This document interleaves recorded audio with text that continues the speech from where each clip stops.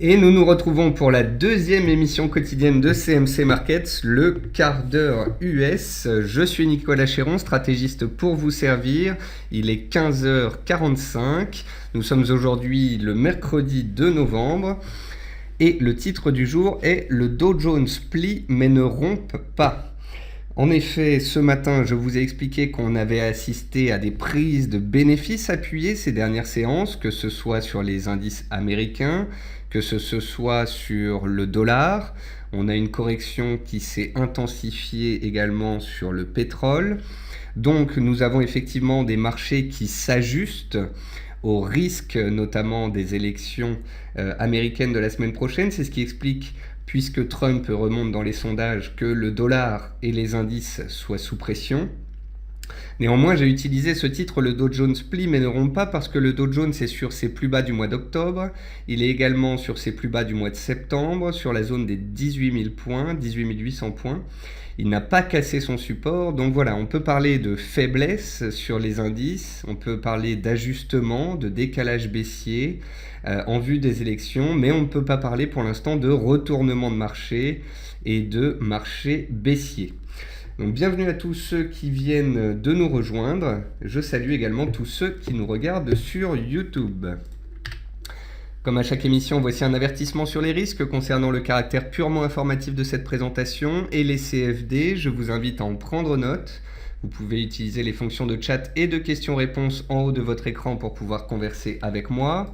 Dans cette émission, on va voir ensemble les derniers mouvements intraday, les mouvements sur les actions européennes, les statistiques et le chiffre du jour, les actualités aux États-Unis, une figure graphique reconnue par la plateforme CMC Markets et bien évidemment, je répondrai à vos éventuelles questions. Alors, en termes de mouvement intraday, le Dow Jones est à l'équilibre à 18 810 points. Donc il est neutre, il a baissé hier certes, mais il n'a pas cassé ses plus bas de octobre et de septembre, contrairement au S&P 500 qui s'est fait une frayeur et qui est allé chercher la zone des 2100 points. Le CAC 40, lui, retrouve son support des 4420 points, travaillé le 13 octobre dernier. Donc ces 4420 points, c'est un support journalier intermédiaire. Comme je vous l'ai expliqué ce matin, on peut considérer que le CAC 40 est dans un grand range entre 4300 et 4580 points. Donc à 4420-30, on est en plein milieu de ce range. Ce que je vous ai expliqué, c'est que depuis la cassure des 4500 points, les vendeurs ont pris la main. Donc à court terme, il est clair que les baissiers ont la main. La seule solution pour que les acheteurs retrouvent la main, c'est soit une réaction haussière avec un beau chandelier journalier sur un support, soit une cassure de résistance. Voilà, donc pour l'instant, on a des marchés qui plient mais qui ne rompent pas, et on a des indices qui reviennent sur des supports. Si ces supports cassent, on peut aller chercher les suivants, là n'est pas la question. Le fait est que pour l'instant, on est dans des zones de large range, donc on ne peut pas parler de signaux puissants. Le VIX reste soutenu au-dessus des 17,8 points, signe d'une certaine nervosité des opérateurs qui est toujours palpable sur ces marchés. Le dollar index est sous pression baissière à 97,3 points avant la Fed ce soir. Ça fait 3-4 séances consécutives que le dollar consolide après sa très forte hausse qui avait duré un mois. Le pétrole WTI, il est également sous pression à 44,9 $ après les stocks. Alors les stocks, me semble-t-il, étaient supérieurs à 14 millions de barils. De mémoire d'analyste, je n'ai rarement, voire jamais vu cela. Donc des stocks toujours très élevés. Une production de certains pays producteurs qui est sur des records historiques, notamment celle de l'Iran. Donc voilà, vous avez une production forte, vous avez des stocks élevés et vous avez donc le cours du pétrole qui est sous pression et qui, sous les 46 $, se dirige en direction de son prochain support vers 43,50 et là est même 200 jours. Et puis il est à noter que Genfit gagne 3,6% à 17,64 €. Elle semble réagir sur son support oblique. J'ai écrit une analyse sur Genfit en fin de semaine dernière et je vous expliquais que le titre était en train de réagir à 17 € sur une oblique de moyen terme et que si les acheteurs prenaient la main ici, ce serait peut-être un éventuel point bas. Donc pour l'instant, ce support est défendu et je continue de surveiller ce titre. Dans les meilleures et les moins bonnes performances de l'Eurostoxx, vous pouvez voir qu'il y a seulement 2 titres en hausse de plus de 0,6%. Tous les autres sont à l'équilibre ou dans le rouge. Vous pouvez voir également que dans les valeurs en baisse, 80% des pires baisses sont des bancaires ou des financières. AXA, Unicredit, Deutsche Bank et BNP Paribas. Est-ce que c'est la fin du monde pour autant? Absolument pas. Le titre BNP Paribas avait gagné 20% en l'espace d'un mois. Il est donc tout à fait légitime qu'il consolide un petit peu sa récente hausse et c'est la même chose sur les autres bancaires. En termes de statistiques, on a eu l'indice de la construction PMI en Angleterre qui est ressorti en hausse à 52,6 alors que le consensus tablait sur 51,9. Et puis on a eu les créations d'emplois dans le secteur privé aux USA qui ont ralenti à 147 000 créations contre un consensus à 165 000 créations. Alors ça, c'est un sujet dont on reparlera ensemble après les taux et après l'élection américaine. Mais je vous ai déjà fait un webinaire au mois de mai ou au mois de juin avec Véronique Riche-Flores sur les risques à moyen long terme d'une récession aux États-Unis. Je reste complètement ancré dans ce possible scénario d'une récession aux États-Unis en 2017-2018. Donc le fait que les créations d'emplois commencent à se retourner, eh bien ce n'est absolument pas une mauvaise chose. Est-ce que ça va empêcher la Fed de remonter ses taux en fin d'année? Je ne le pense pas. Mais est-ce que ça pourrait l'empêcher de monter les taux en 2017, voire de faire face à une récession? Ça, c'est tout à fait possible et c'est mon scénario de moyen long terme, mais on en discutera plus tard. Le chiffre du jour, c'est 6. C'est le nombre de baisses consécutives sur le S&P 500 ces dernières séances, pour une baisse de 1,6%. Alors si vous prenez historiquement depuis 1928 toutes les baisses de 6 séquences consécutives dans le rouge, donc sur le S&P 500, eh bien cette baisse de 1,6% sur 6 séances, c'est la 12e plus faible baisse.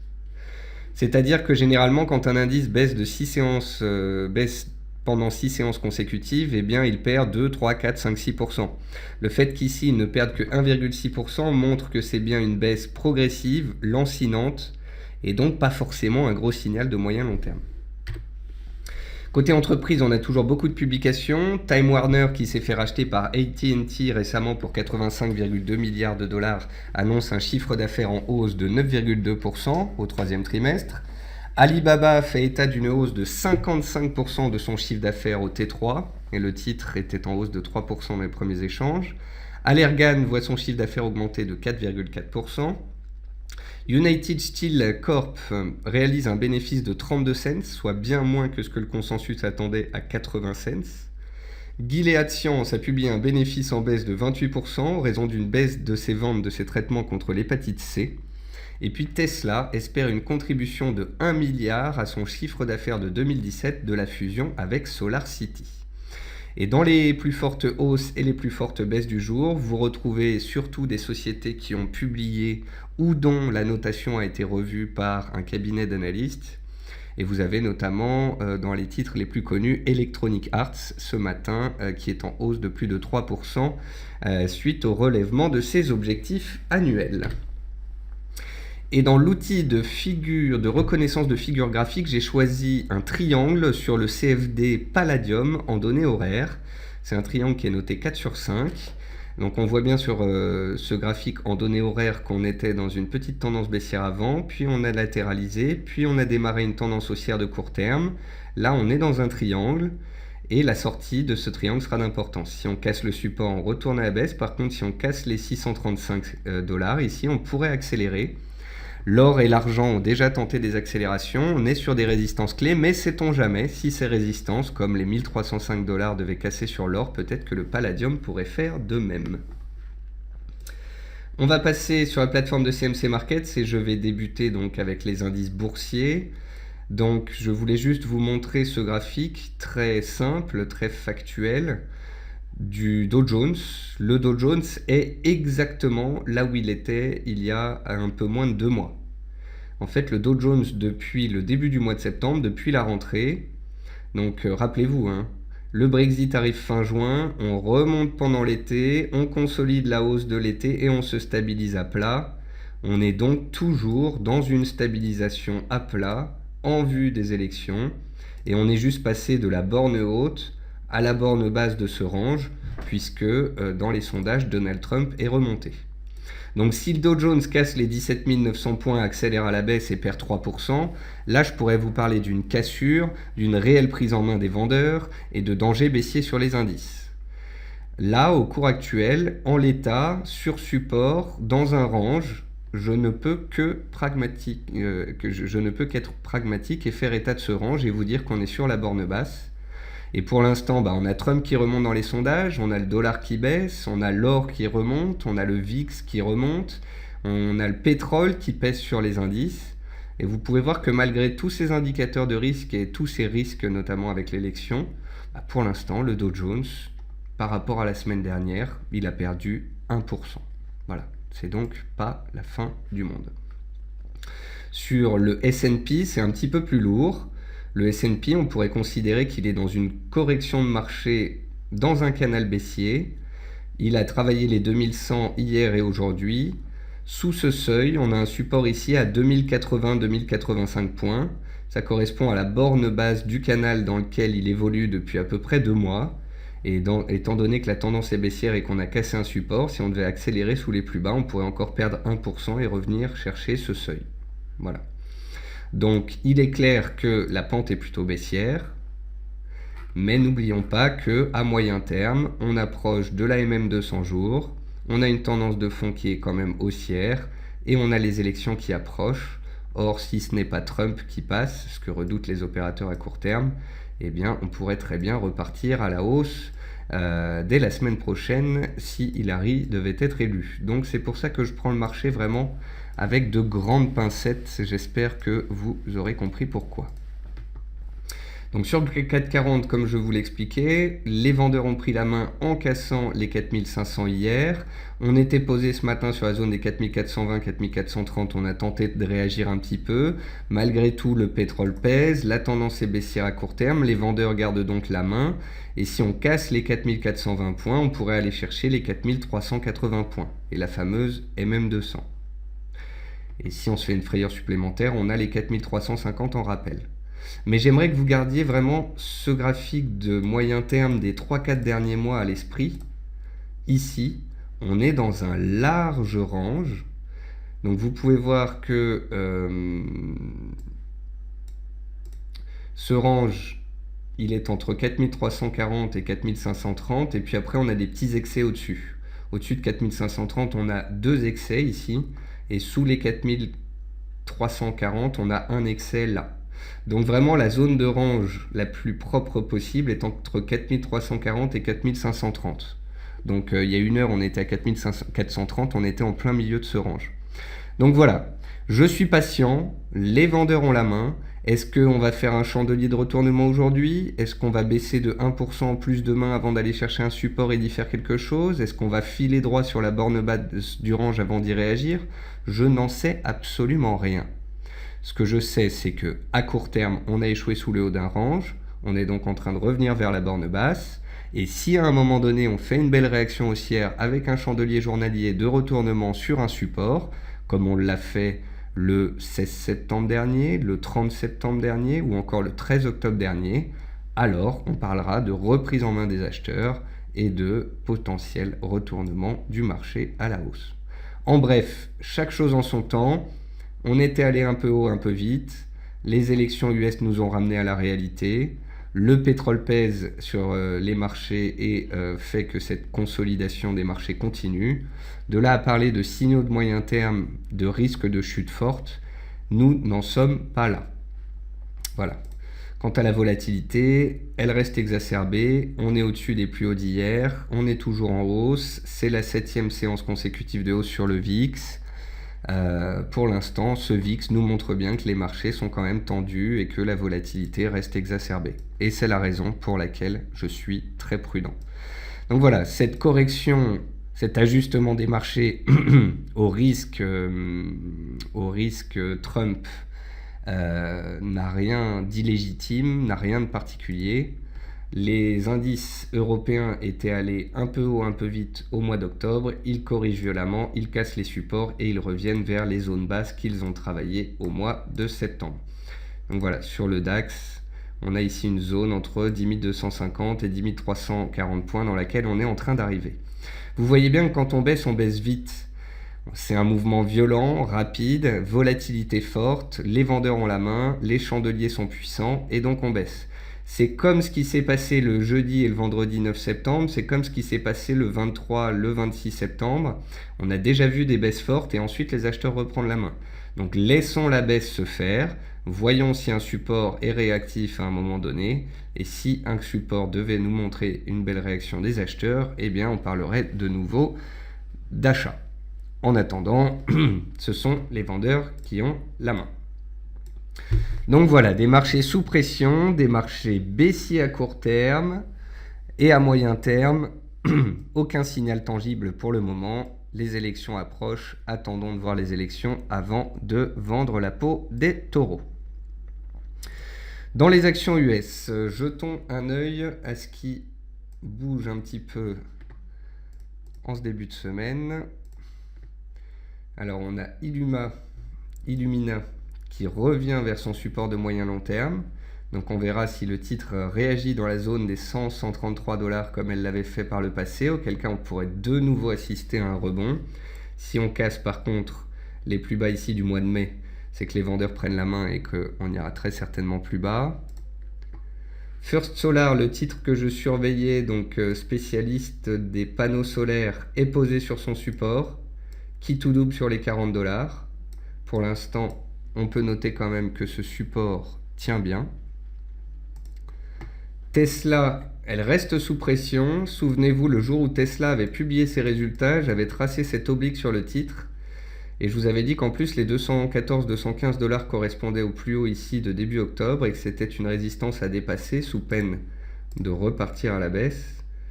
Les vendeurs n'ont pas laissé le temps aux acheteurs de voir si l'oblique cassait. C'est reparti directement à la baisse le jour même et depuis on ne fait que baisser. Tesla est sur ses plus bas du mois de juin. On a un support ici vers 182 $. Ça devient en tous les cas un petit peu lourd sur le titre. Dans les hausses, on retrouve Twitter qui est toujours bien soutenu et ce malgré des indices baissiers, peut-être des spéculations en vue d'une possible acquisition du groupe. GoPro, on avait vu que ce titre était en tendance haussière tant qu'il était au-dessus des 13,50. Le support a cassé, donc les vendeurs ont repris la main, on va dire, puisqu'ils l'avaient depuis le début du mois d'octobre. Après, on peut regarder aussi des valeurs qu'on avait vues jusqu'ici. Tetra Tech Inc. Donc, a été dans une puissante tendance haussière et elle a consolidé. Par contre, le titre consolide de 3% quand les indices se font peur. Ça montre quand même bien que la tendance reste forte. On voit une oblique de moyen terme ici qu'on peut tracer comme ceci. Donc tant qu'on est au-dessus de cette oblique de moyen terme, la tendance est haussière. Et si à un moment les indices US se reprenaient, le titre pourrait vraisemblablement refaire de même. Ça c'est intéressant aussi, Dollar General, souvenez-vous, on avait regardé ce titre à long terme. Depuis 5 ans, le titre est dans une tendance haussière et il est passé violemment de 97 $ à 67 $ en l'espace de 2-3 mois. Et donc là, on avait vu ensemble que en bas, on avait un support, c'était le support de long terme. Au-dessus de nos têtes, on avait une résistance ici qui passait par tous les plus hauts des dernières séances. Et on a cassé cette résistance lundi. Mardi, on a confirmé la cassure. Aujourd'hui, on est encore en hausse. Donc là, on a affaire à un titre qui arrive à monter et à donner un signal haussier à court terme alors que les indices sont sous pression. Donc ça veut dire que si les indices montaient, peut-être que ce titre serait particulièrement recherché. Si je devais parler de ma configuration préférée sur les marchés US en action aujourd'hui, eh bien c'est clairement ce titre-là que je choisirais. Après, on va regarder les matières premières et le Forex, mais si vous voulez que je regarde d'autres titres, n'hésitez pas. Donc concernant le sucre, on a donné donc un signal en cassure vendredi, on l'a confirmé lundi par la cassure des 21,50. Mardi, on a baissé. Aujourd'hui, on se stabilise. On est sur les plus hauts ici du mois d'août, donc une zone intermédiaire. Et donc, on est posé dessus. On peut se stabiliser. Si on casse cette zone, sous les 20,50, on pourrait aller chercher le prochain support de moyen terme qui est à 19,50. Le jus d'orange, lui, il est sur ses plus hauts historiques. Donc graphique mensuel que je vous ai montré ce matin. Donc vous voyez ici le jus d'orange en 2011 qui était sur ses plus hauts, on est redescendu, on a fait un grand range, et là 2015-2016 c'est l'explosion haussière, ce qui explique que le jus d'orange monte autant ces dernières semaines, ces 2 dernières semaines notamment. C'est une possible pénurie au Brésil puisqu'il y a une maladie dans les plants de jus d'orange. Et puis voici le pétrole. Donc le pétrole était dans une belle tendance haussière le long de son oblique haussière. Il a cassé son oblique haussière à 46 $ aujourd'hui à cause de stocks extrêmement élevés. 14,4 millions de barils de stocks alors qu'on attendait 1,7 million de barils. Tout simplement, j'ai l'impression que, tout comme sur les indices, au-dessus de 49 $, on a assisté à des excès. Et puis, en attendant, sinon, si on regarde les derniers mois, les bornes de fluctuation sur le pétrole, c'est un peu ça. Vous voyez ici, excès haussier, excès baissier cet été. Mais en gros, la large bande de fluctuation horizontale qu'on constate sur le pétrole WTI, c'est, on va dire, les 42,50, donc les plus bas ici du mois de mai et du mois d'août, et la MM200 en soutien. Donc le bas du range est à 42,50 et le haut du range il est à 48,8. Donc voilà, on a cassé ici le support à 48,8, les plus hauts du mois d'août, la tendance baissière a pris le pas, on a rompu l'oblique de tendance haussière de moyen terme, si tant est qu'on clôture dessous ce soir, et donc on est désormais neutre à moyen terme, avec un support à 42,50, une résistance à 48,8. Vous voyez que ça ressemble un peu à ce que je vous ai montré sur le CAC tout à l'heure. Il y a encore un peu de potentiel baissier si tant est que l'on doive baisser et revenir sur des supports. Par contre, à moyen terme, on est loin d'être baissier. On a échoué sous une résistance, certes, et on perd 10% depuis, un peu plus, mais vous connaissez la volatilité du WTI et la vitesse à laquelle il peut aller. Donc voilà, tout comme sur le CAC et le DAX, on a eu des mouvements aussi un peu forts. On corrige le mouvement haussier par un mouvement baissier. Pour autant, ça reste neutre à moyen terme. Et si on revient vers les supports, eh bien, il y a de grandes chances que, comme d'habitude, il y ait des acheteurs qui se présentent potentiellement donc autour de la MM200. Le café Arabica, il est toujours soutenu. Le café Robusta, le voici, il est toujours au-dessus de son canal haussier. Donc, tant qu'on est au-dessus du canal haussier, tant qu'on est au-dessus du canal haussier dans lequel les cours évoluaient depuis le mois de février, la tendance est haussière, on peut aller plus haut. Si on réintègre le canal, là, il faudrait faire attention. Et puis concernant les cours de l'argent, on est en train de revenir sur les plus bas du mois d'août, on est en train de revenir sur un pivot d'importance.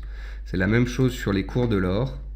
Vous voyez, l'or a rebondi ces dernières semaines et est en train de revenir vers une zone clé ici, les 1300-1305 $. Donc les cours de l'or sont remontés parce que il y a un peu de grabuge sur les indices, parce qu'il y a une correction à la baisse du dollar américain, donc mécaniquement les cours de l'or repartent à la hausse. Et puis ce soir, avec la Fed, on devrait voir soit le dollar remonter, donc l'or échouer sous résistance, soit le dollar baisser plus franchement, et l'or peut-être aller chercher les 1310 ou 1320 $. La situation n'est pas très claire sur les cours de l'or. Est-ce qu'on va réintégrer la tendance haussière précédente dans laquelle on était entre février et septembre? Auquel cas ce sera un signal puissant, et en cas de cassure des 1340 $ les plus hauts du mois de fin septembre ici, eh bien on pourrait repartir dans une tendance haussière forte. Mais ça signifierait que les indices baissent et que le dollar se casse littéralement la figure. Donc à garder en tête, mais pour l'instant on est plutôt dans un scénario de hausse de taux et donc d'une stabilisation du dollar, pas forcément d'une chute. Donc ça me laisse assez perplexe. Une configuration que je voulais vous montrer aussi, ce sont les bovins engraissés. Les bovins engraissés, pendant plusieurs semaines, là, depuis le mois d'août, c'était une très forte chute des cours à laquelle on a assisté. 20% de baisse des cours. Et puis là, vous pouvez voir qu'il y a un message assez puissant qui a été donné par le marché ici. Le jeudi 20, on a un avalement haussier qui avale l'ensemble des bougies des 4 précédentes séances. Le lendemain, on a une hausse. Et le surlendemain, on a un gap haussier. Et le gap haussier s'est fait pile poil au-dessus de l'oblique de résistance de la tendance baissière. Ensuite, on a une stabilisation à plat, un trou d'air qui permet de revenir tester l'oblique baissière cassée. et de repartir à la hausse. Donc là, typiquement, cours d'analyse technique, détection d'une tendance baissière, détection d'une cassure, pullback sur la cassure pour valider l'inversion de polarité et redémarrage dans le sens de la nouvelle polarité, cette fois haussière. Donc là, vous avez un exemple typique de cassure, pullback, redémarrage. Et puis le dollar, qu'on va regarder attentivement ce soir. Je vous rappelle donc qu'il y a une émission live ce soir à 18h45. Si vous voulez vous inscrire, vous allez dans la rubrique formation du site de CMC Markets. Vous avez donc le live fête de ce soir.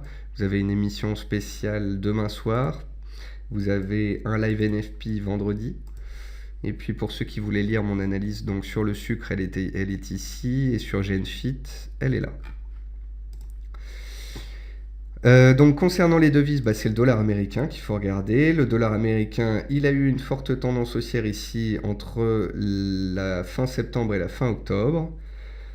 Depuis donc mardi, l'aversion au risque est plus forte. Les risques de voir Trump devenir président aux États-Unis ont augmenté. Donc le dollar est sous pression, tout comme les indices boursiers américains. Ce soir, on aura la Fed. Et on verra si la Fed confirme et se montre confiante donc sur une hausse de taux en fin d'année, auquel cas on pourrait peut-être voir le dollar rebondir et tenter de tenir son support des 97,5 points. Ou si au contraire, la Fed va un peu botter en touche, nous laisser entendre qu'une hausse de taux n'est pas certaine au mois de décembre, auquel cas on pourrait aller chercher les 97, voire les 96,5 points. Et on reviendrait alors sur des supports d'importance sur lesquels on surveillerait d'éventuelles réactions. Donc le dollar, tout comme les indices, les baissiers ont la main à court terme. Il faut savoir leur laisser la main de temps en temps. Et si à un moment on a un chandelier de retournement et un retour au-dessus d'une résistance ou une cassure de résistance, on pourra parler de nouveau de reprise en main des acheteurs.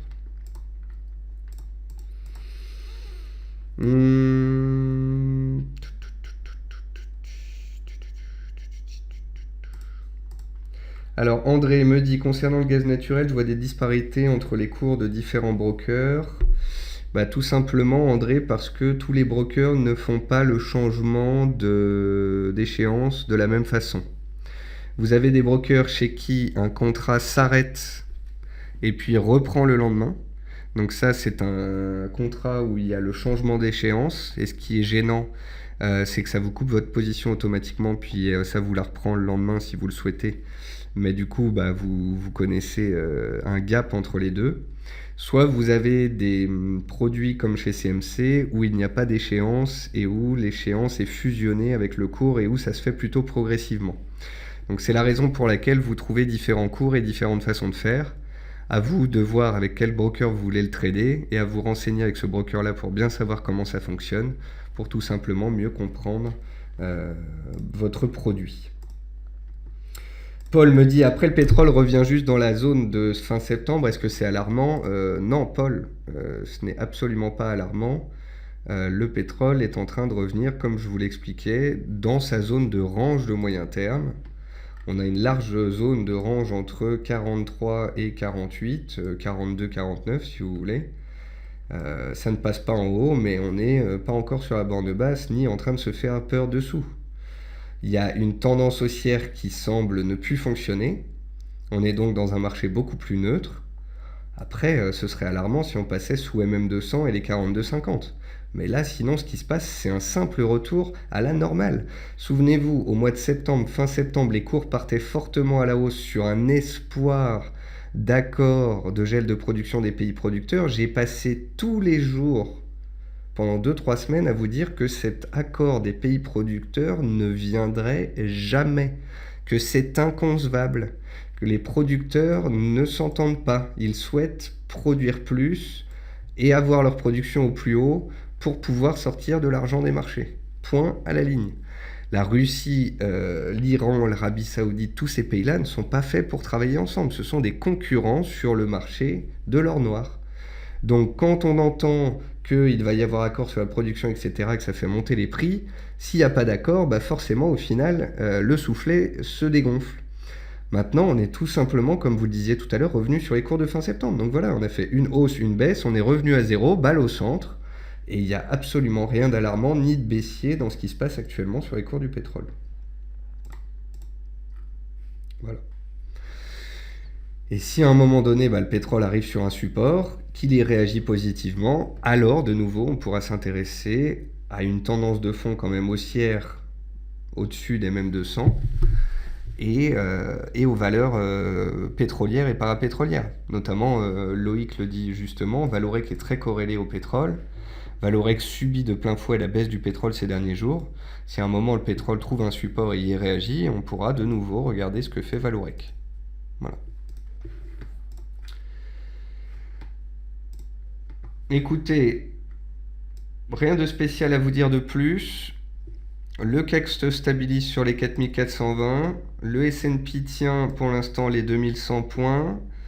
Le Dow Jones est positif sur la séance. On tient les supports. Les marchés sont un petit peu lourds. Il y a toujours du stress à cause des élections et puis du WTI qui pèse. Mais on n'est absolument pas dans un marché de peur, dans un marché de retournement, dans un marché baissier, etc., etc. Donc prenez bien avec des pincettes ce que vous lisez sur Internet, restez factuel, vos graphiques sont la meilleure aide pour savoir réellement ce qu'il se passe. Si vous voyez que le Dow Jones casse son support, que le VIX s'envole, que le yen, l'or s'envole, là on pourrait parler de forte aversion au risque et de marché baissier. Là, à court terme, depuis un mois et demi, pour moi, le Dow Jones, il est complètement neutre et il n'y a rien de spécial à dire. Voyons ce que donneront la fête ce soir et les élections, surtout la semaine prochaine. Voilà, sur ce, je vous souhaite à tous une bonne après-midi et j'espère vous retrouver à 18h45 pour le live Fed. Sinon, à demain matin, 10h pour la matinale. Au revoir à tous.